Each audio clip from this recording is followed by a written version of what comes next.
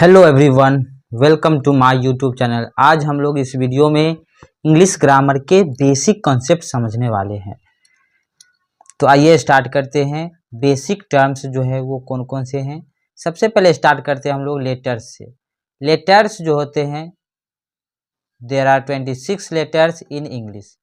English grammar में जो है 26 लेटर्स ही मात्र होते हैं, जबकि हिंदी की बात करें तो हिंदी व्याकरण में जो है 52 होते हैं। मतलब इसका जस्ट डबल होता है।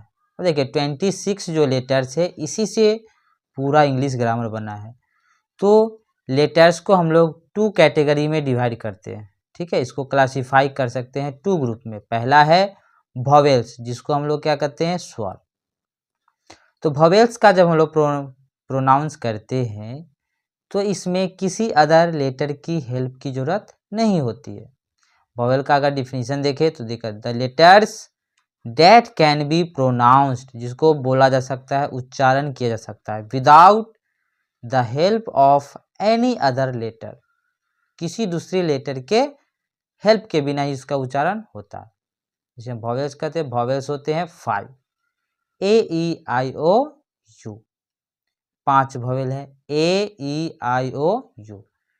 बाकी जो रेस्ट ऑफ है, मतलब कि 26 में से अगर हम ए ई आई ओ यू को हटा दे, ए से लेकर जेड तक में, है ना, तो कॉन्सोनेंट 21 हो जाएंगे। 21 जो बच गया रिमेनिंग, वो कॉन्सोनेंट कहलाएंगे। ठीक है, कॉन्सोनेंट को कहते हैं व्यंजन।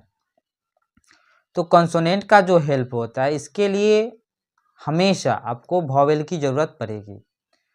ठीक है, they cannot be pronounced without the help of A vowel. बिना वॉवेल के हेल्प के इसका कॉन्सोनेंट का उच्चारण जो है वो नहीं हो सकता। ठीक है, अब 2 लेटर ऐसे हैं, W और Y। 2 letters that can be used both as vowels and consonant।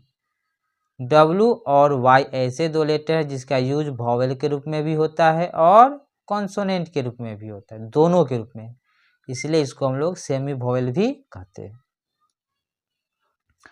तो देखिए लेटर्स हो गया। लेटर्स 26 है, जिसमें 2 कैटेगरी है, वॉवेल और लेटर्स, वॉवेल और कॉन्सोनेंट। तो वॉवेल और कॉन्सोनेंट, अब इसी से बनते हैं वर्ड्स। वर्ड्स जो है किससे बनते हैं, any sound produced by mouth. कोई भी साउंड जो माउथ के द्वारा प्रोड्यूस करते हैं, जो मुंह से निकलता है आवाज, विच हैज ए मीनिंग, जिसका कि कोई मतलब होता है, इज कॉल्ड ए वर्ड, जिसे हम वर्ड कहते हैं। ठीक है, वर्ड कहलाता है वर्ड। तो वर्ड जो है, वर्ड इज फाउंड बाय 1 और मोर लेटर्स। वर्ड जो है वो एक लेटर का भी हो सकता है और एक से ज्यादा लेटर्स का भी होते। ठीक है, तो जैसे हम सिंपल एग्जांपल अगर लेते हैं, जैसे पेन, तो पेन में देखते हैं कि 3 लेटर है। ठीक है, अगर हम ईज बोलते हैं, ईज में 2 लेटर है। अगर अब केवल हम ए बोलेंगे तो ए का मतलब भी एक होता है और इसमें केवल एक ही लेटर है। तो एक लेटर वाले भी वर्ड होते हैं। ठीक है, जैसे कि आई हम बोलेंगे, आई मीन्स क्या होता है, मैं, तो ये भी एक लेटर वाला। तो कुछ वर्ड्स जो है वो ए 1 लेटर वाले होते हैं। ठीक है, बाकी जो है मोर देन 1 होगा। तो वर्ड्स बनेंगे। अब बहुत सारे वर्ड से क्या बनेंगे, तो देखिए एक हम लोग समझते हैं पहले सिलेबल।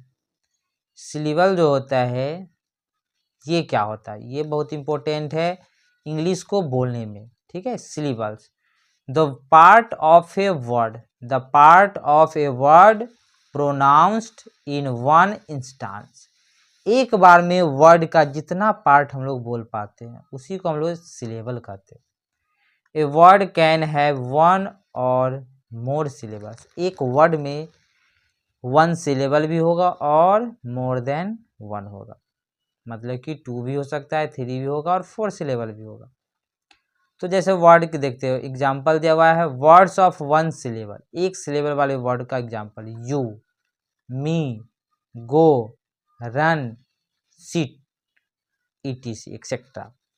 तो ये सारे जो यू जब बोलते हैं तो एक ही बार में वो प्रोनाउंस हो जाता है, लेकिन जब हम लोग फादर बोलेंगे फादर तो फा पे रुकते हैं, फिर दर बोलाता है। जैसे वाटर, ये सब जो है 2 सिलेबल वाले वर्ड हैं, ठीक है। अब देखिए यहाँ पे जैसे और है मॉन्की, ब्यूटी, ये सब 2 सिलेबल वाले। अब मोर देन 2 सिलेबल देखिए, मतलब कि जैसे यहाँ पे पहला ब्यूटीफुल, तो ब्यूटीफुल में ब्यूटीफुल 3 वर्ड, इसमें 3 साउंड उत्पन्न होता है, ब्यूटीफुल। तो ये 3 सिलेबल वाले वर्ड्स हो गए। उसी तरह डेमोक्रेसी देखिए, डेमोक्रेसी में 4 सिलेबल है। पॉसिबिलिटी में देखिए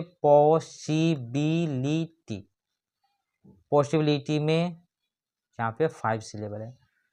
तो सिलेबल जो है बोल प्रोनाउंस करने में ये जो है वर्ड को हेल्प करता है, ठीक है।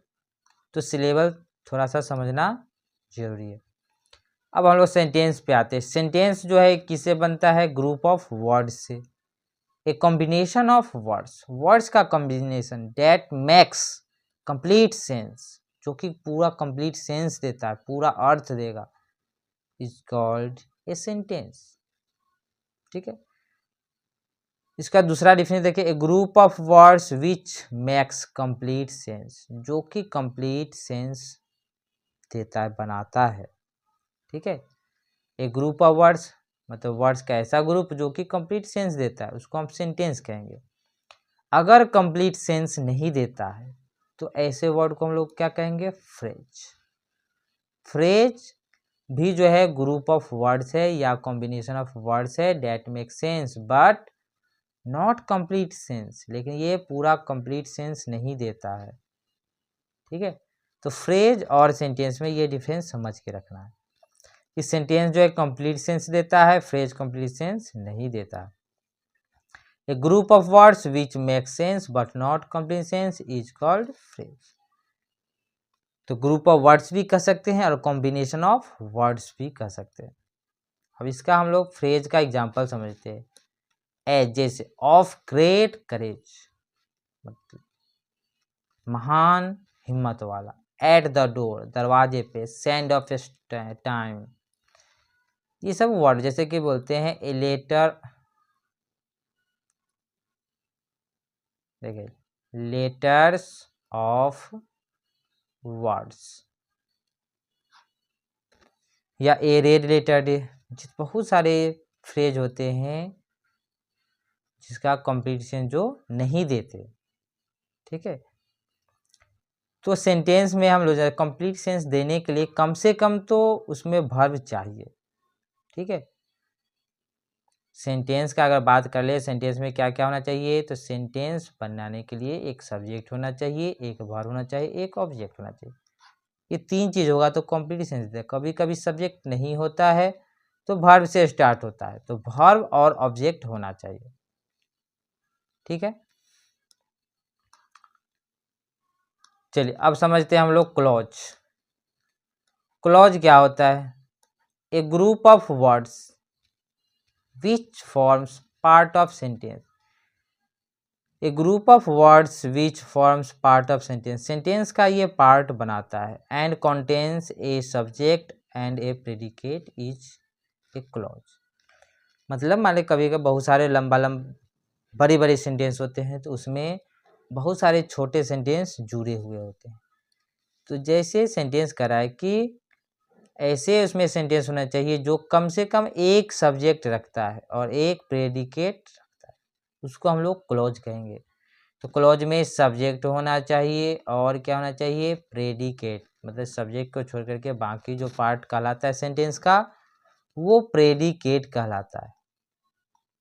जैसे अगर बोलेंगे हम he is a teacher, he is a teacher, तो यहाँ बात करेंगे कि ही जो हो गया सब्जेक्ट और इज ए टीचर क्या हो जाएगा? प्रेडिकेट। मतलब सब्जेक्ट को छोड़कर बाकी सारा पार्ट जो है प्रेडिकेट कहलाता है। अब यहाँ पे देखते हैं एग्जाम्पल समझिए क्लॉज का। He said that he was not well, he said, यहाँ देखिए सब्जेक्ट है, ये वर्ब है, यहाँ भी देखिए ये सब्जेक्ट है, ये वर्ब है, ठीक है, डेट से जुड़ा हुआ, कंजक्शन से जुड़ा हुआ, तो यहाँ पे दो सेंटेंस जुड़े हुए हैं इसमें, ठीक है, तो दो सेंटेंस है, दोनों पार्ट को हम लोग क्या कहेंगे, क्लॉज कहेंगे। नेक्स्ट एग्जांपल है डू यू नो, देखिए डू वर्ब है, डू यू सब्जेक्ट है, नो जो है मेन वर्ब है, ठीक है। The man who came here yesterday, तो कैम भी देखिए यहाँ पे वर्ब है, हूँ यहाँ सब्जेक्ट के रूप में काम कर रहा है, हेयर यस्टरडे दिया, तो दो सेंटेंस जिसमें कम से कम एक सब्जेक्ट होना चाहिए और एक वर्ब होना चाहिए, उसको हम लोग क्या कहेंगे, क्लॉज, ठीक है। अब हम लोग समझते हैं सेंटेंस के टाइप्स। सेंटेंस के टाइप्स, सेंटेंस में समझ गए कि सेंटेंस में कम से कम एक सब्जेक्ट और एक वर्ब तो होना ही चाहिए, प्लस ऑब्जेक्ट हो सकता है, लेकिन सब्जेक्ट और वर्ब होना चाहिए स्टार्टिंग में। अगर सब्जेक्ट नहीं है तो वर्ब प्लस ऑब्जेक्ट रहता है। तो सेंटेंस के 4 टाइप्स हैं, 4 काइंड्स हैं इसके। पहला जो है वो है असर्टिव, असर्टिव जिसको डिक्लेरेटिव सेंटेंस भी कहते हैं, हिंदी में कह सकते हैं इसको हम सकारात्मक, ठीक है। A sentence that makes a statement or assertion, ऐसा सेंटेंस जो स्टेटमेंट देता है, कोई कथन देता है या असर्शन रहता है, इज कॉल्ड एन असर्टिव और डिक्लेरेटिव सेंटेंस। जैसे India is a great country, India यहाँ पे सब्जेक्ट है, is a great country, is a great country क्या हो जाएगा, प्रेडिकेट, मतलब ये एक स्टेटमेंट है, ये कथन है, कोई बात सत्य होता है या किसी के बारे में कोई बात बोला जाता है, स्टेटमेंट दिया जाता है, तो इस टाइप के वर्ड को हम लोग कहते हैं असर्टिव या डिक्लेरेटिव, ठीक है। He is a Nobel man, यह एक महान आदमी है, नोबेल मीन्स क्या हो गया, महान। तो असर्टिव के भी 2 पार्ट होते हैं, एक पॉजिटिव हो जाते हैं जिसको हम लोग एफर्मेटिव कहते हैं, ठीक है, और दूसरा जो होता है वो नेगेटिव सेंटेंस हो जाता है, नेगेटिव। पहला जो होता है वो पॉजिटिव होता है और दूसरा क्या होता है, नेगेटिव, ठीक है। ये 2 सेंटेंस इसमें आते हैं, नेगेटिव में हमेशा क्या, नॉट लगा हुआ रहेगा। तो पॉजिटिव सेंटेंस जो है इसके लास्ट में क्या रहेगा, इसका पहचानेंगे कैसे, लास्ट में फुल स्टॉप होता है, लास्ट में क्या रहता है दिया हुआ, फुल स्टॉप, तो समझ जाएंगे कि ये असर्टिव सेंटेंस है, ठीक है। और ये हमेशा सब्जेक्ट से स्टार्ट होगा, किससे स्टार्ट होगा, सब्जेक्ट से। अगला दूसरा पॉइंट देखिए, दूसरा जो है वो है इंट्रोगेटिव सेंटेंस। इंट्रोगेटिव मतलब कि प्रश्नवाचक, जिससे क्वेश्चन पूछा जाता है। A sentence that ask, ask मतलब पूछा जाना, a question is called an interrogative sentence. Interrogative sentence कहा जाता है जिस सेंटेंस से पता चले कि इसमें कुछ पूछा जाता है। हाउ, वाई, वेयर, व्हेन, ये सारे वर्ड जो होते हैं ये इंडिकेट करते हैं क्वेश्चन को। जैसे यहाँ व्हाट इज योर नेम, यहाँ लास्ट में क्या दिया हुआ है, क्वेश्चन मार्क, मतलब कि इंट्रोगेशन मार्क्स है ये। Is he A dependable man, तो ये देखते ही हम लोग पहचान जाएंगे कि ये जो सेंटेंस है वो क्या है, इंट्रोगेटिव। इसका चिन्ह लास्ट में क्या दिया रहता है, क्वेश्चन मार्क दिया रहता है। और बहुत सारे वर्ड जो है वो इंट्रोगेटिव वर्ड हैं, जैसे कि वाट, अगर स्टार्टिंग से होगा वाट, वेयर, व्हेन, हाउ, वाई, ये सारे जो वर्ड होते हैं WH वाले वर्ड, ये क्वेश्चन इंट्रोगेटिव सेंटेंस में ही यूज होते हैं स्टार्टिंग में। और लास्ट में चिन्ह क्या रहना चाहिए, क्वेश्चन मार्क का, ठीक है। तीसरा जो पॉइंट है, तीसरा टाइप्स है सेंटेंस का, वो है imperative. Imperative sentence, a sentence that expresses a command, ऐसा सेंटेंस जिससे क्या पता चले, कमांड, ये कुछ बोला जाता है किसी को करने के लिए। ए रिक्वेस्ट, रिक्वेस्ट किया जाता है। एन इंट्रीटी, बात रखी जाती है, entreaty is called N imperative sentence.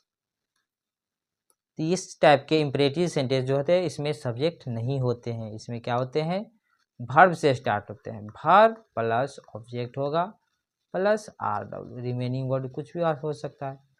जैसे बी क्वाइट मतलब चुप रहो, गो अवे फ्रॉम हियर यहाँ से चले जाओ, फॉरगिव अस मतलब हमें माफ कर दो। सब में क्या है, वर्ब से स्टार्ट है, पहला वर्ब का पहला रूप ही इसमें रहेगा और लास्ट में क्या होगा, फुल स्टॉप। ठीक है, तो फुल स्टॉप एसआरटी में भी होते हैं लेकिन वहाँ पे सब्जेक्ट से स्टार्ट होता है, यहाँ पे वर्ब से स्टार्ट है, तो क्या हो जाएगा ये इम्परेटिव सेंटेंस। लास्ट जो है वो है एक्सक्लामेटिव सेंटेंस। एक्सक्लामेटिव सेंटेंस में देखिए, एक्सक्लामेटरी में a sentence that expresses a sudden feeling of pleasure, अचानक जो खुशी का या दुख का, सौरो मीन्स दुख, एंगर गुस्सा, सरप्राइज वाले वर्ड आते हैं वो एक्सक्लामेटिव सेंटेंस को क्रिएट करते हैं। जैसे अल्लास, आई एम रूइंड मतलब मैं, रूइंड मीन्स का बर्बाद हो गया। What A terrible shock it was, यह कितना भयानक शौक था। हाउ शेमफुल, कितना शर्मनाक बात है, हाउ शेमफुल। तो एक्सक्लामेटरी सेंटेंस को भी देखिए यहाँ पे ये चिन्ह एक्सक्लामेशन मार्क्स होता है, इसको देख के ही हम लोग पहचान सकते हैं कि ये एक्सक्लामेटरी सेंटेंस है। तो सेंटेंस के जो है, सेंटेंस के कितने, ये 4 टाइप्स ही होते हैं। ठीक है, पहला हो गया एसर्टिव, दूसरा हो जाएगा इंट्रोगेटिव, तीसरा हो गया इम्परेटिव और चौथा हो जाएगा एक्सक्लामेटरी। ठीक है, ये 4 टाइप्स होते हैं, चारों हम लोग समझ लिए हैं।